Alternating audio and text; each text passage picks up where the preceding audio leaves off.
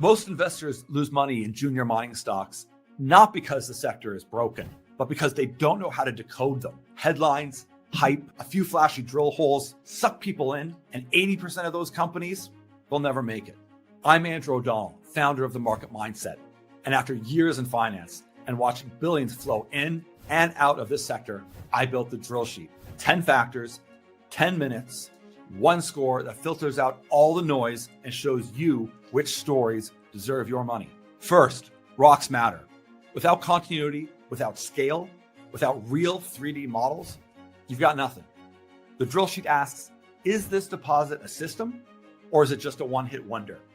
Without that foundation, the stock dies. Second, bet on people, not just rocks. Has management raised money before? Have they built a mine? Have they sold a project? The drill sheet scores the team the same way Wall Street scores CEOs, by track record, not by promises. Third, catalysts move stocks, not just rocks.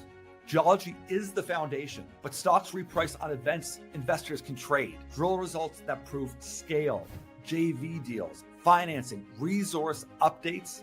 Without catalysts on the horizon, even great geology won't move the share price. The drill sheet maps those catalysts on a timeline, so you know if you're looking at the next re-rate or just watching cash burn. Fourth, know your multiples. If you're paying $100 million market cap for a story your peers are paying $20 million for, you're the bag holder.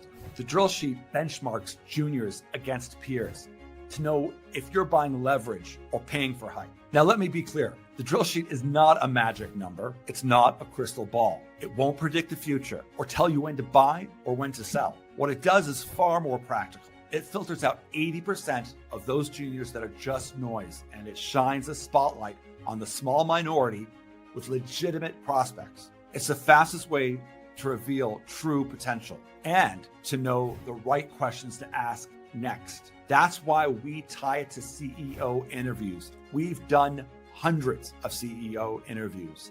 The score points that spotlight, and the interviews let us drill deeper. This is book one of the Drill Sheet series, Unlocking Junior Mining Opportunities. 10 factors, 10 minutes, one score that filters noise and shows you the minority of juniors with a real shot. Here's how to try it. Download book one free right now. Every Friday, we go live with subscribers and we break down the 2 companies that we scored that week. If you subscribe now for just $9, we'll run a drill sheet on your pick, the company you want to see. Send us the ticker and you'll see the framework at work. Stop guessing. Start investing like the pros. Download Unlocking Junior Mining Opportunities today and join us on Friday.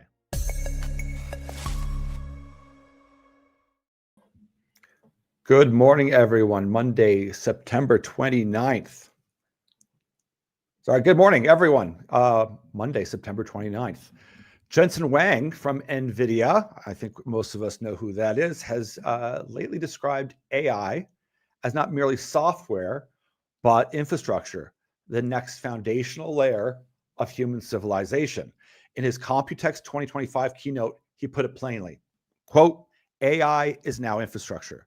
And this infrastructure, just like the internet, just like electricity, needs factories. You apply energy to it, it produces something incredibly valuable, and these things are called tokens. This was in the NVIDIA blog. In other words, AI demands power, and where there's demand, there lies opportunity. And this is the message that we've been saying. And I'm not trying to toot my own horn. We do a lot of research, and you can connect the dots.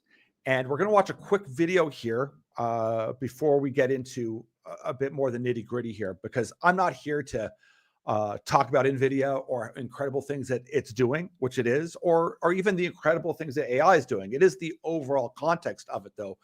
But we'll hear it from Jensen's mouth here, him explaining why it's working right now, the outlook for the US in particular, because of the amount of money they're spending on AI in this AI race, what it means for GDP, what it means for the future, and truly how transformative this is, and how it isn't just a lone sector on its own. Let's jump into the video. Computing and AI computing. Yeah. That's the first point. And so the way to think about that is there's how many trillions of dollars of computing infrastructures in the world that has to be refreshed. Right. And when it gets refreshed, it's going to be accelerated computing. That's right. And so the first thing you have to realize is that general purpose computing, and nobody disputes that. Everybody goes, yeah, we completely agree with that. General purpose computing is over. Moore's law is dead. People say these things. And so what does that mean? So general purpose computing is going to go to accelerated computing. Our partnership with Intel is recognizing that general purpose computing needs to be fused with accelerated computing to create opportunities for them. Is that right? And so one, general purpose computing is shifting to accelerated computing and AI. Two, give yourself 28 days and become. We'll pause here too, because this is a good place to pause, because we've got a second video we'll load up as well. But this gives that context of that underlying build out that's required. That's a lot of infrastructure money that he mentioned, just in regards to the AI infrastructure in computing power. This isn't, and that's worldwide, granted, but we can see what's happening in the US right now. But here's the bigger frame of it when you take into account what our position is, where we like to focus. And it's great to see Jensen acknowledge that that portion of it. If you're focused on the AI side and you say, listen, my overall portfolio, because I own ETFs and most of it's in a fund of some kind, it owns NVIDIA. It's very likely if you don't own any equity growth or an S&P ETF or NASDAQ ETF, it's going to have that component to it. But what we want to stress is that there is along that chain, that value chain of which he discusses, there's parts that have not realized a lot of growth, although some, and that is a decade-long opportunity. Let's hear the follow-up that Jensen Huang talks about. Okay. And then we get the Industrial Revolution, GDP accelerates. We get the digital revolution, GDP accelerates. And it basically what you're saying, and Scott Besson has said it. He said, I think we're going to have 4% GDP growth next year. Basically what you're saying is the world's GDP growth is going to accelerate because now we are giving the world billions of coworkers that will do work for us. And if GDP is an amount of output for a fixed amount of labor and capital, right, it has to accelerate. It has to. Right. It has to. Look at what's going on with AI. As a result of the technology of AI, and that technology of AI, let's just call it the large language models and all the AI agents, it's now creating a new industry of AI agents. There's no question about that. Okay, so that's OpenAI is the fastest growing revenue company in history. Right. And they're growing exponentially, right? And so AI itself is a fast growing industry. Because of AI needs a factory behind it, right, an infrastructure behind it. There's this industry is growing. My industry is growing. And because my industry is growing, the industry underneath it is growing. Energy is growing. Right. Power, shell. This is like renaissance for the energy industry, isn't that right? Right. Nuclear energy, gas turbines. I mean, look at all of those companies in the infrastructure ecosystem underneath us. They're doing incredibly well. Everybody's growing. Number one. Let's pause there. So, I mean, what we're getting at here is the area we like to focus in on. And once again, energy, whether you want it to be all, say, natural gas turbines, fine. I'm okay with that. That still requires a ton of metal to build out infrastructure. And there's an argument to be made that in this race, maybe that's the way to go. Maybe liquid natural gas and just natural gas. I think we could do better. And that's what I think, Jensen would agree. He speaks about nuclear quite often. Every billionaire is working on a nuclear project, but they're also very cognizant of the timeframes that are required in order to do these build outs. So let's just kind of look at this overall and say, listen, AI is kind of synonymous right now as a magic wand for growth. And that's not really true. What it does is it does crank up demand for electricity and that underlying infrastructure. And I know that's the less glamorous part of the discussion, but when you look at capital deployment, infrastructure is massive. And if you consider it truly that we're in this stage of an actual industrial revolution, and you look back at other times when that occurred, there are huge opportunities. It's massive amounts of output. It's a massive amount of material. And that's where extraction comes in. These AI data centers are, in fact, just AI factories at the end of the day. And of course, with every new wave of adoption, whether it's autonomous logistics, AI in healthcare, which will be incredibly huge, edge computing, robotics, multiplies consumption. All of that means much more consumption than previously handled and expected. Now, of course, that begets the issue of, will we need as much brute force labor? Will we need as much brute force intellectual labor? No. These will be tools that will help fewer people to manage more people. But at that same breath, just if you looked at the AI agent side of things, look at all the apps that were created when the mobile phones came out. I mean, there's just so many. And that had a huge opportunity for anybody who's creative to make a quote unquote app that would go with that, whatever that is. And that'll be the same with AI agents as well. And that's happening already. And even if one was to assume, and I've played around with this idea myself, that this AI race, which is vital, if we can scale up, and if the West wins, and we are in a race, whether you like it or not, it is a race, because if you just take into account technology and AI with energy, that is really what makes the world go round. I mean, whether you call it the petrodollar in the past, the hegemony, whatever terms you want to use, what you're talking about is energy as being politics and power. And certainly AI will be transformative that way too, because it is that significant. And if you were to assume then, well, in 2 or 3 years, AI is going to solve all the energy problems because it's going to make all these grand assumptions and figure out these things, that's probably unlikely. We'll get into a bit more of what some of the kind of newspaper articles and white papers are suggesting as to what could be the probability framing for how AI will help us with energy. But regardless, it's the amount of energy required is going to be phenomenal. And once again, it doesn't matter what side of the spectrum of politics are, which really, when you talk about energy, it is politics, one and the same, is that there is huge room and role for all the types of energy in our tool belt, whichever make the most sense.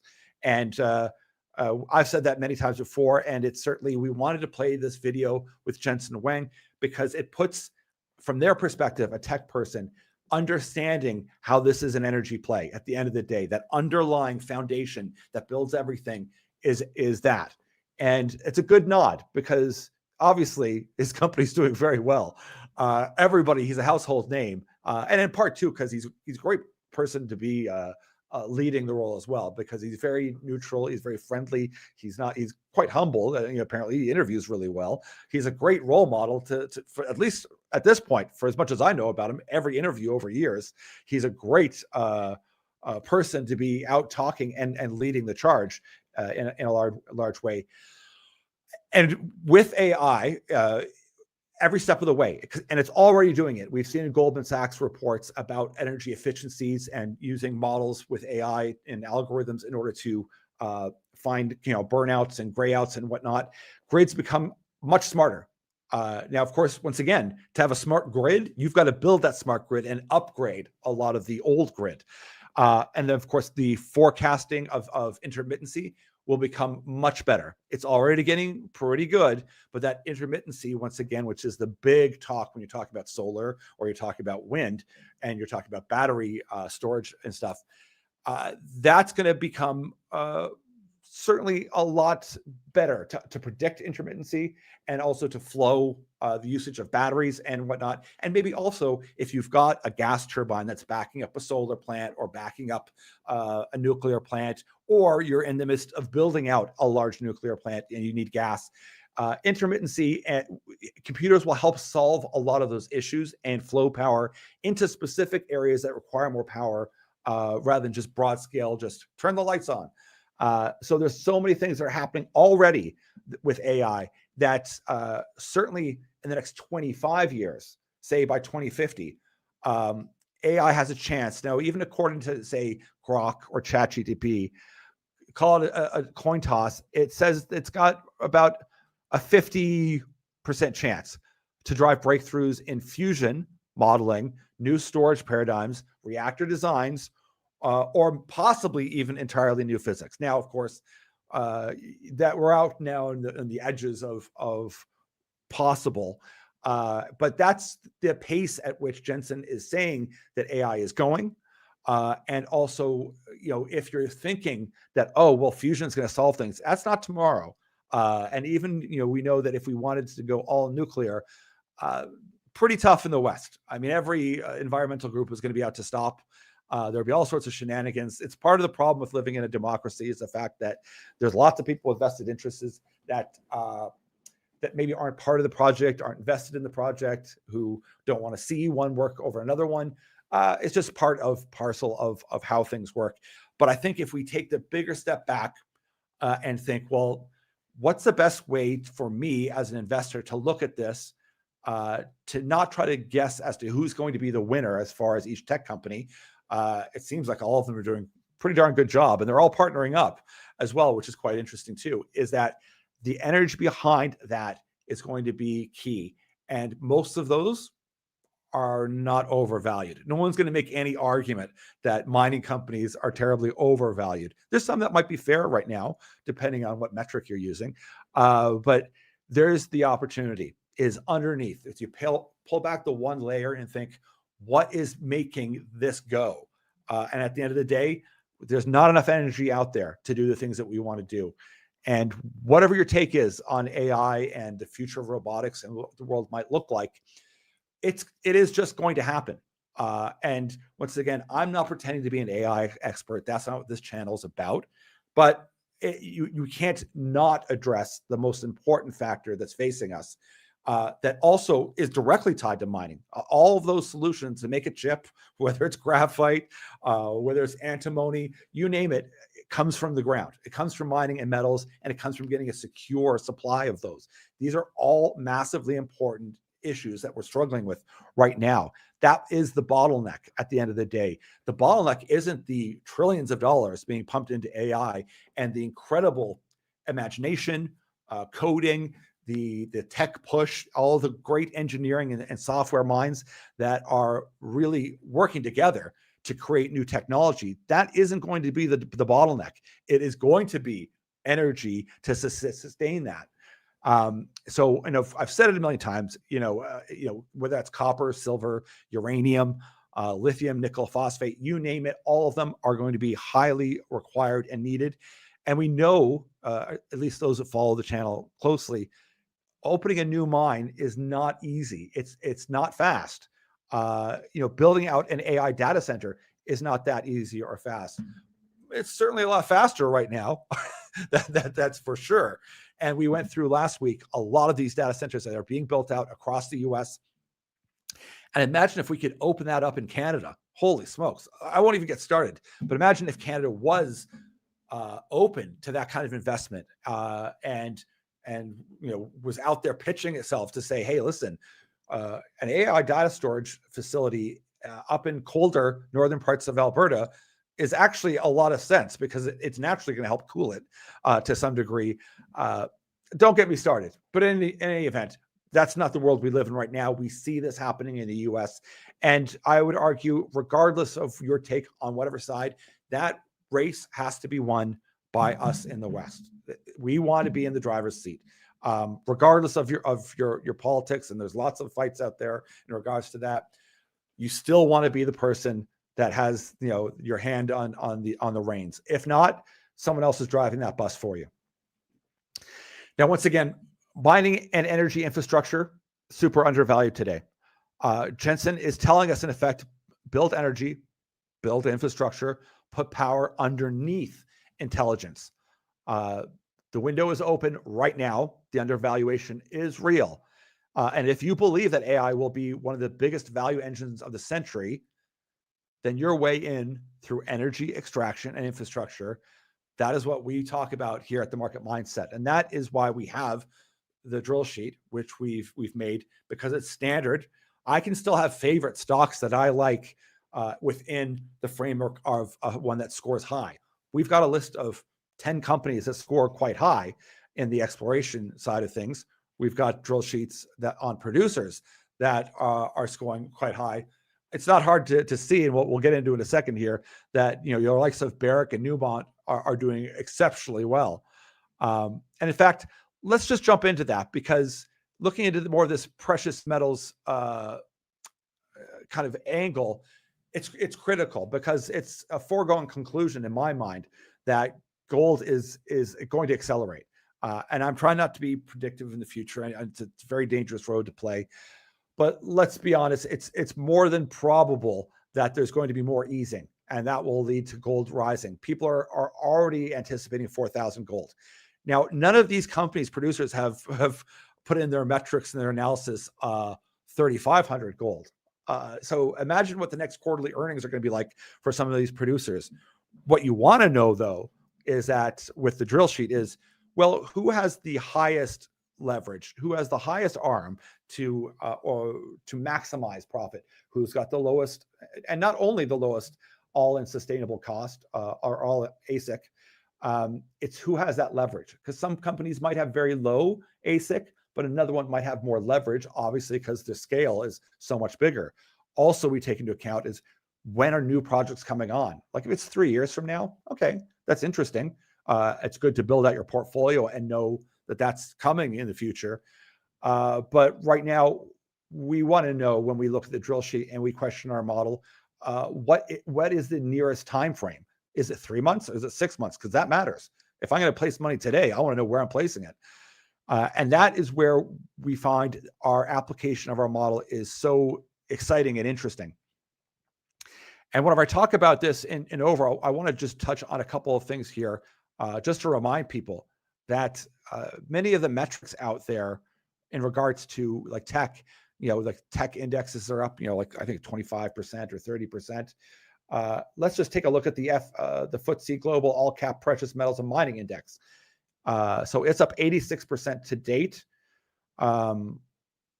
Platinum had a breakout of over 50% in some markets. The New York Area Gold Miners Index, it did 50 to 52% in the first 7 months. I'm trying to see some of these other ones here. Both Newmont and Barrick did about 100 and, sorry, I'm looking right here, 100 and something percent. Sorry, the GDX ETF, 120% roughly year to date. Barrick and Newmont, 110% year to date. Those are astounding. Those are awesome. And does that mean it's over? Are you too late? Nope, you're not. Come sign up with us, send us some emails. We'll do some group research together. We'll pull out the drill sheet. We'll see what it says. And we'll start analyzing and pulling documents directly from the company and seeing which has the most torque. Once again, none of this in the drill sheet itself isn't predicting any future price. What it does is it does narrow down which companies have projects that are real, what their revenue is driving, their operational risk, their leverage, and then we can play, cash overlays of, sensitivity matrices to see, well, who has the biggest bang for the buck at 4,000 gold as a producer? What if who has the most silver that might have the most impacts? And silver is on a tear. So this is the things that we focus on that are key that people need to know. And not only is this working wonderfully as an exploration model, and we are happy to share with our subscribers, the different drill sheets that we do, the ones that are in the top there, because they're really over 80. There's not a lot of explorers that are over 80, and to get over 80 on this model is incredible. To get over 70 is quite strong. And there's some names there that I thought would be over 70, and surprisingly, they're not. Because once again, the amount of metrics and data that we've put in behind the scenes to evaluate is huge. And if you follow, which most of you will, and you should, Sprott and whatnot, they'll talk about, you should spend at the very least, half an hour on a company a month, something, or at least an hour a month on a company that you really like. And some people own like 50 juniors. And that's a lot of time. It's hard, even if you had built your own model, that's still quite a bit of time to follow that many juniors. We are able to narrow it down a lot faster.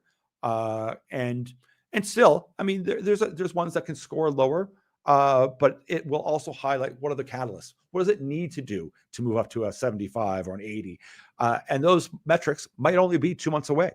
they may have no metrics coming in for 6 months. And you need to know that. And that's why we really wanted to spend the time to find all the knowledge that we had to build out all the factors and what moves these markets, or certainly what moves projects along. There's many factors that can move a market. We're not, once again, trying to predict a price in a market.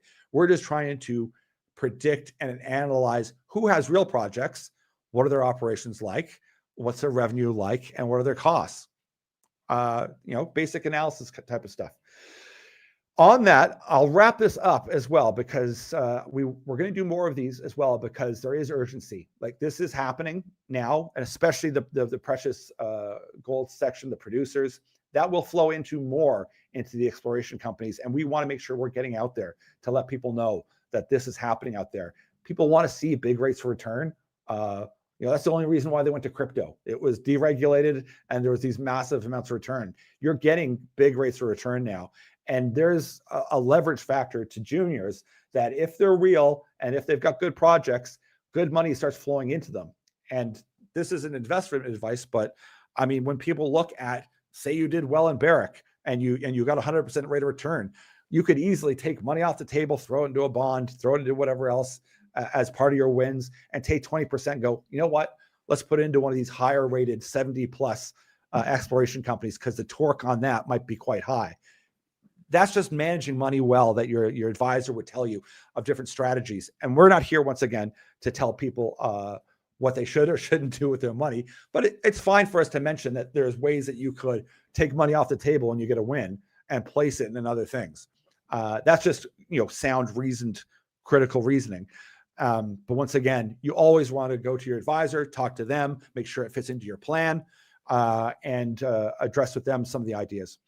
Now, as far as we talked about Barrick and Newmont, very interesting day, because Mark Bristow stepped down today, the CEO, effective immediately. And at the same time, the CEO, Tom Palmer of Newmont, he's going to retire by 2025, but he is going to be succeeded by the CEO, Natasha Villon. I'm terrible with the last names. I really apologize. But this is significant with the two largest gold miners out undergoing management transitions. There's lots happening with those two companies. Newmont's got a lot of cash. Are they looking at new things? Maybe the CEO has a different vision of projects to look at. Certainly the case with Mr. Bristow as well, who's done an incredible job at Barrick. We don't know what the drama behind the scenes is. We knew that I think Mark Bristow was talking about retiring in 2028. So leaving early, it could be a million reasons. And I'm not here to make any assumptions as to what that is, but it is major news.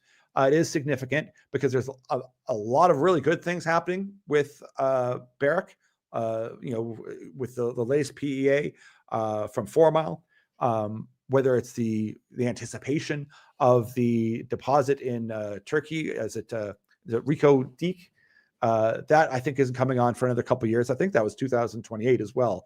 I think he wanted to see it on until that started. But this is a big shakeup. And this does happen often. And it's going to be very interesting to see over the next couple of weeks what the messaging is from new leadership, what their goals are. They've obviously met with the board to discuss that, and we're going to see what's going to happen here. But it's very interesting to say nonetheless. Beyond that, we talked about the performances out there, and those are two highlights of news in the gold space, precious metals, as well as copper, because once again, Barrick has made that shift into including copper, and that Turkey deposit has a significant amount of copper in it. Which also ties back into our AI discussion, because the electrification of the future, that's still happening. Once again, whether you want it to come from gas-powered electric, hydro, whatever else, you still need an abundance of copper that is incredible. And our job here is not just to tie in AI somehow or healthcare somehow to mining. It's to find that, to show people that they are legitimately directly tied together. You're just not going to get the AI power and dreams that you think you're going to have unless they start diverting energy towards it. And I don't think anyone needs to remind that the U.S. has, rolling blackouts and issues with the grid. This is going to be an enormous undertaking. And that's exciting because to build that out, that is huge amounts of crews of work to build out a grid. That's very specific specialty work as well, even in construction. Never mind the fact that if they, and it is happening, this nuclear renaissance, when that starts to happen, most of the people that have been building nuclear power plants, that was the 70s. You're going to need to like scale up and skill up construction to a level that's very exciting. And we're not talking about, doing a pavement road or something like that. We're talking about very specialty engineering and build outs in construction. And that is excellent for job growth. Will robots eventually do it? Sure. Are robots sort of doing some of that now? Sure, they are. But we're not there yet. There's a huge, it is a transition. And when we sometimes get carried away about the fear of the changes coming, which is real, people are going to have to skill up here. That's for sure. This revolution is much different than the industrial one because the skill set that bar is going to be too high. If AI goes at the rate it's going, not only does the brute power focus, as we mentioned, the quote unquote labor job of manual labor get replaced by a physical robot, a machine, which, as we see, the Industrial Revolution started. It becomes a tool in which one person can manipulate a machine that replaces 100 people. That's going to now also include into the intelligence factor or the smart whenever you're able to have rudimentary tasks being handled by your AI assistant that you're speaking to. These are already happening, but not at the scale that of which over the next couple of years we're going to see. And that's a reminder that is a transition. We still need a ton of build out. And if you're looking for somewhere to invest, you don't need to be a billionaire. You don't need to think, oh, how am I going to get into XYZ IPO on New York Stock Exchange? You just have to find, how can I find some of these companies that feed this big, huge machine of robotics and AI? What makes that happen? And what makes that happen is energy. And what is energy still? It's still mining. It's still extraction. Anyways, everyone, that's my rant for today. We're going to do more of this because there's FOMO out there. Let's be real. This is moving right now, and we want to make sure we get as many people as possible listening and hearing and seeing that there's opportunity in this, especially this mining market, and that they have a tool that they can use that they can easily figure out, is this, because once again, if you're new to mining, trying to figure out what exploration company to follow, that's onerous. That is challenging. And even if you follow a bunch of newsletter writers or a bunch of people like myself, it's still not easy. So if you just have a blanket formula model that you can just plump the stock symbol into, that'll tell you consistently and grades everyone the same, that's a big, huge benefit. And it's certainly helping us and helping our subscribers. Check it out. Send me a message at andrew@themarketmindset.ca if you want to discuss a bit more. But we're excited, and we want to get the word out for people to know that this is out there and that this is happening and that there's a huge opportunity. Despite all the noise and all the chaos and all the black cloud that's out there, and it seems like doom and gloom, there's opportunity right now.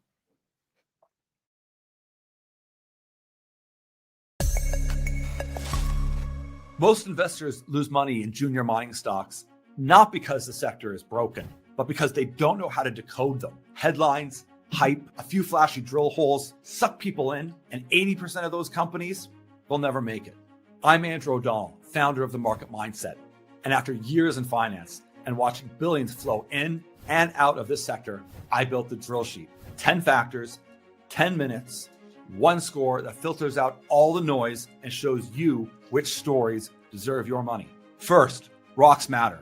Without continuity, without scale, without real 3D models, you've got nothing.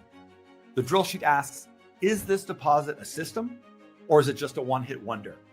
Without that foundation, the stock dies. Second, bet on people, not just rocks. Has management raised money before? Have they built a mine? Have they sold a project? The drill sheet scores the team the same way Wall Street scores CEOs, by track record, not by promises. Third, catalyst move stocks, not just wrongs. Geology is the foundation, but stocks reprice on events investors can trade. Drill results that prove scale, JV deals, financing, resource updates. Without catalysts on the horizon, even great geology won't move the share price. The drill sheet maps those catalysts on a timeline, so you know if you're looking at the next re-rate or just watching cash burn. Fourth, know your multiples. If you're paying $100 million market cap for a story your peers are paying $20 million for, you're the bag holder. The drill sheet benchmarks juniors against peers to know if you're buying leverage or paying for hype. Now, let me be clear. The drill sheet is not a magic number. It's not a crystal ball. It won't predict the future or tell you when to buy or when to sell. What it does is far more practical. It filters out 80% of those juniors that are just noise, and it shines a spotlight on the small minority with legitimate prospects. It's the fastest way to reveal true potential and to know the right questions to ask next. That's why we tie it to CEO interviews. We've done hundreds of CEO interviews. The score points that spotlight, and the interviews let us drill deeper. This is book 1 of the Drill Sheet series, Unlocking Junior Mining Opportunities. 10 factors, 10 minutes, 1 score that filters noise and shows you the minority of juniors with a real shot. Here's how to try it. Download book 1 free right now. Every Friday, we go live with subscribers and we break down the 2 companies that we scored that week. If you subscribe now for just $9, we'll run a drill sheet on your pick, the company you want to see. Send us the ticker and you'll see the framework at work. Stop guessing. Start investing like the pros. Download Unlocking Junior Mining Opportunities today and join us on Friday.